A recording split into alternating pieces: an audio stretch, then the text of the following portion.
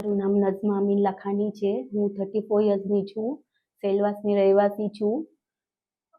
મને છે ને પગ બહુ દુખતો હતો, ચાલવામાં બી પ્રોબ્લેમ થતો હતો, હાફ ચડતો હતો.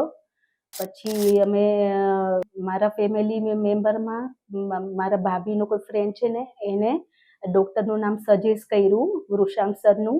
પછી અમે 21st સેન્ચુરીમાં વૃષાંક સરને ઓપીડીમાં બતાવવા આવ્યા. પછી સરે અમને MRI કરાવવા કીધું.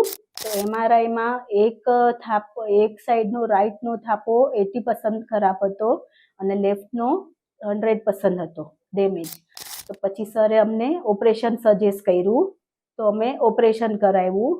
તો ઓપરેશન કરાવ્યા પછી ઘણું ગાઈડ આપ્યું સરે કે આમ પગ રાખવાનું, સ્ટ્રેટ રાખવાનું, તકિયો વચમાં રાખવાનો સૂતી વખતે, બે પગમાં ડિસ્ટન્સ રાખીને.